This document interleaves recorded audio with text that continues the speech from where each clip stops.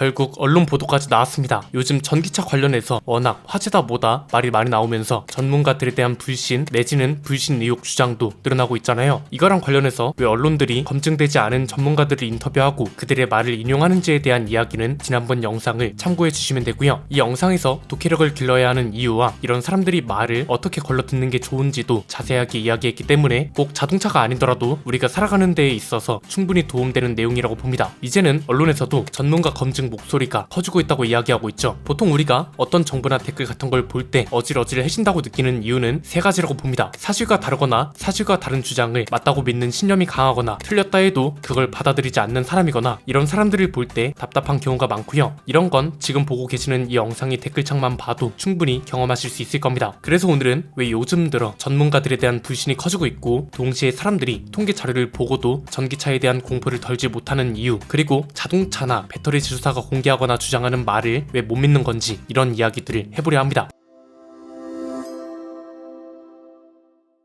우선 지난번 영상과 마찬가지로 모든 전문가들이 그렇다는 게 아닙니다. 아직 우리 사회에 필요한 긍정적인 영향을 주는 전문가는 많습니다. 오늘 이야기하는 건 최근 들어 논란이 되고 있는 일부 전문가들에 대한 이야기를 하는 겁니다. 보통 전문가 불신이라는 건 어디서 많이 생길까요? 자동차 쪽으로 한정지어 본다면 큰 사고와 관련된 것들이 많습니다. 전기차는 화재, 자동차를 통틀어 본다면 페달 오인 사고가 대표적이겠죠. 여기서 불신이 생기는 이유는 간단합니다. 첫째는 일단 사고 자체가 커서 충격이 크다. 둘째는 사고 원인에 대한 정보를 대중들이 모르는 상태다. 셋째, 그래서 일단 전문가의 말을 듣는다. 왜냐면 언론 보도가 대부분 전문가들이 말을 인용하거나 인터뷰를 하니까요. 이 세 가지 과정을 거치고 나서부터 불신하는 자와 맹신하는 자가 나뉘게 되는 거죠. 불신을 하게 되는 이유는 간단합니다. 일단 정보가 나와요. 그럼 굳이 그게 맞는지 찾아보려 하는 게 아니더라도 관련 내용을 계속 찾아보거나 알고리즘이 추천을 해주겠죠. 그러다 보면 그 전문가가 한 말이 사실인지 아닌지 팩트체크를 해주는 언론이나 유튜버들의 영상이 나오기도 하고, 요즘은 내가 직접 해외 사례나 논문, 통계 이런 것들도 찾아볼 수 있기 때문에 그 말이 사실인지 일리가 있는 말인지를 판단할 수 있는 세상입니다. 즉 지난번 영상에서 이야기한 것처럼 정보의 격차라는 게 전문가와 일반인들 사이에서 많이 줄었다는 게 가장 중요하고요. 대중들은 검증할 수 있는 방법을 알고 그렇기 때문에 정보를 받아들이는 양 자체가 과거보다 훨씬 많아진 겁니다. 그래서 신문이나 TV 뉴스로만 정보를 받아볼 때는 이런 걸 검증하거나 대조하는 것조차 어려웠기 때문에 이 당시에는 전문가나 언론에 보도되는 내용이 곧 팩트가 됐지만 지금은 그게 아니기 때문에 전문가 불신이라는 게 떠오르고 있다는 거죠. 그런데 좀 이상하지 않으세요? 전문가와 일반인들 사이의 정보 격차가 줄었다면서요? 그런데 또 전문가들을 검증해야 한다는 목소리가 나오는 이유는 전문가들의 영향력이 그만큼 커졌다는 말이기도 하거든요. 뭔가 앞뒤가 안 맞는 말인 것 같은데 간단합니다. 정보의 격차가 줄어들었지만 정보가 퍼지는 속도는 빨라졌거든요. 커뮤니티나 댓글이 있죠. 예컨대 전문가가 어떤 말을 해요. 그 전기차 화재는 배터리 과충전 때문에 그렇습니다. 이렇게 말을 한다고 가정해보자고요. 보통 이런 말은 사고 발생 이후 얼마 안 있다가 바로 나오다 보니 이런 말을 했다는 사실이 커뮤니티나 댓글을 통해 엄청나게 퍼집니다. 과충전 때문이라던데 알고나 말해라, 이런 식으로요. 여기서 중요한 건 사람들은 대부분 후속 보도를 안 본다는 게 큽니다. 이건 그냥 사건 사고 뉴스와 비슷하다고 보시면 됩니다. 누군가 구속돼서 수사를 받는다는 뉴스가 나와요. 그럼 사람들은 야, 그 사람 구속됐다던데 잘못했나 보네, 여기까지만 대부분이 알고요. 그 사람이 나중에 무죄 판결을 받았는지 진짜 잘못을 했는지 이런 건 대부분 관심이 없습니다. 무슨 말이냐, 만약 전문가가 나와서 한 말이 틀렸어요. 그런데 이 내용으로 최초 보도가 됐고 이걸 굉장히 많은 언론사가 받아쓰고 댓글과 커뮤니티를 통해 퍼지는 순간 이미 그거대로 굉장히 큰 영향력을 뻗은 거란 겁니다. 예시대로라면 대부분의 사람들은 전기차 화재 사고가 과충전 때문이라고 믿는 거고요. 만약 그 뒤로 소방청이나 국가수에서 조사 결과를 발표했는데 과충전이 아닌 배터리 셀 불량이다, 이렇게 결론이 나와도 과충전이라고 계속 믿고 전기차 화재만 보면 과충전이 원인이라고 의식하는 사람들이 수두룩하다는 거죠. 물론 쉽게 생각할 수도 있습니다. 잘못된 정보를 바로 잡으면 되는 거 아니냐는 건데요. 문제는 맨 처음 그 전문가의 말까지만 듣고 그것만 알고 있는 사람과 그 뒤로 그 말은 사실이 아니다, 내지는 다른 원인이 있었다, 이런 정보까지 들은 사람들끼리 충돌이 생긴다는 겁니다. 당장 지금 이 영상 아니면 얼마 전 EV6 화재 원인 관련 영상 댓글도 보시면 극명하게 나뉩니다. 여기서 더 큰 문제는 전문가의 말까지만 듣고 그걸 신념으로 가져가 버리는 사람들은 대부분 그 영상에서 말하고자 하는 요지는 뭐고 핵심은 뭔지 파악하지 못하거나 아예 그러지 않으려고 한다는 거죠. 그래서 바로 이전 영상에서 독해력이 중요하다고 말했던 거고 어떤 말이나 정보를 어떻게 걸러들여야 한다는 걸 설명해 드렸던 겁니다. 그리고 여기서 전문가들이 불신 문제도 전문가들도 비슷한 양상으로 뻗어나가는 겁니다. 그 전문가의 말이 사실이 아닌 것으로 밝혀졌다거나 그 전문가가 금전 이익과 같은 이해관계가 엮여있는 걸로 의심하는 사람, 그리고 그 전문가의 말을 신념처럼 믿고 있는 사람들이 충돌로 또 이어지는 거죠. 그럼 여기서 이제 또 다른 불필요한 논쟁이 생기는 겁니다. 예컨대 어떤 사고가 났어요. 그럼 그 사고의 문제와 원인을 파악하고 해결하면 끝나는 문제예요. 그런데 이런 불필요한 논쟁이 발생하면 전문가의 말이 맞냐, 통계 자료가 진짜 맞는 거냐, 그 사람이 이런 이해관계가 있다더라, 충전기 업체랑 뭐가 있는 것 같다, 이런 논쟁으로 이어지는 거죠. 그래서 정작 바로잡아야 할 문제는 머릿속에서 사라지고 진짜 해결해야 하는 문제는 놓쳐버리는 악순환이 반복된다고 볼 수 있는 겁니다. 요즘은 이게 특히나 문제인 게 사람들은 너무나도 많은 정보를 굉장히 다양한 경로로 받아봅니다. 심지어 실시간으로 받아보잖아요. 막으려야 막을 수가 없고, 그래서 지난번에 이야기했던 게 어떠한 말이나 글을 볼 때는 체크리스트를 기억하고 있으면 된다는 거였습니다. 영상이나 뉴스나 인터뷰 같은 걸 볼 때는 이해관계자가 이야기했나, 그렇게 결론이 난다면 말한 사람한테 이익이 되나, 근거를 설명한 것이 아닌 생각과 주장을 표현한 건가, 알아듣기 힘들게 말했나, 이 네 가지 조건을 충족하는 것만 넘겨도 내가 받아보는 정보의 품질이 훨씬 높아진다는 거고, 자세한 내용은 바로 이전 영상을 봐주시면 됩니다. 그런데 이 내용도 어려워하는 분들이 꽤 많은 것 같아서 아예 최근에 가장 갑론을박이 치열한 전기차로만 한정 지어서 이야기해 보겠습니다. 지금 보면 가장 논란이 되고 있는 건 크게 세 가지인 것 같습니다. 첫 번째는 전기차는 화재 발생 횟수가 중요한 게 아니다. 두 번째는 전기차는 화재 발생 이후의 위험과 피해 규모가 더 중요하다. 세 번째는 전기차는 안전하지 않은데 왜 자꾸 안전하다고 말하냐, 이런 거죠. 이런 자료나 논쟁을 어떻게 이해해야 하냐, 내지는 이런 자료를 볼 때는 무엇을 감안하고 받아들이는 게 좋은가를 보면 간단합니다. 첫 번째는 전기차는 화재 발생 횟수가 중요한 게 아니다, 이런 논쟁입니다. 여기서 항상 언급되는 게 소방청 자료죠. 자동차 제조사들이 전기차보다 내연기관차 화재 발생 비율이 더 높다는 걸 설명할 때 소방청 자료를 인용하잖아요. 사람들이 원하는 건 이런 자료가 아닌데 왜 이걸 자꾸 강조하느냐, 여기서 좀 구분이 필요한데요. 이 자료가 왜 나왔냐부터 따져봐야 합니다. 전기차는 불이 자주 난다는 인식이 퍼졌잖아요. 그래서 제조사는 실제 통계 자료를 가져와서 일종의 해명을 한 겁니다. 그러니까 화재 발생 횟수가 더 적다, 그렇기 때문에 전기차가 더 안전하다, 이 소리가 아니라 전기차가 무조건 불이 많이 난다는 인식이 퍼져나가고 있는데 화재 발생 비율만 보면 내연기관차 화재 사고가 더 많다, 이렇게까지만 이해하시는 게 좋다는 겁니다. 두 번째는 전기차는 화재 발생 이후의 위험도와 피해 규모가 더 중요하다, 이런 거죠. 대부분의 대중들이 화재 발생 비율이 낮다고 오케이, 여기까지는 알겠다 이거야, 이렇게 말한 다음 이런 이야기를 하거든요. 여기서 드리고 싶은 말씀은 화재가 자주 난다와 화재가 났을 때 위험하다, 이걸 혼동하면 안 된다고 봅니다. 이미 이건 통계 자료를 보여드렸죠. 보험개발원이 공개한 자료에 따르면 전기차가 내연기관차보다 화재가 발생했을 때 피해 손해액이 크다고 합니다. 특히 최근에 인천 아파트에서 벤츠 전기차 화재가 났을 때 피해 규모가 너무 컸잖아요. 이런 사회적 현상들로 인해서 전기차에 대한 공포가 확산되는 건 당연한 거라서 이것 자체로는 뭐라 할 수가 없습니다. 다만 화재 원인이 과충전이 아닌데 과충전이라고 이야기한다거나 화재가 났을 때 더 위험하다와 화재가 더 자주 난다, 이걸 혼동하면 안 된다는 겁니다. 기본적으로 화재가 크게 일어나면 대중들은 뉴스만 봐도 충격을 받고 시작하잖아요. 여기에 불이 났을 때 진화가 쉽지 않다는 점까지 더해지면서 공포심이라는 건 자연스럽게 생긴다는 거죠. 그런데 여기에 충전가치 조사 결과와는 다른 발언이 나와요.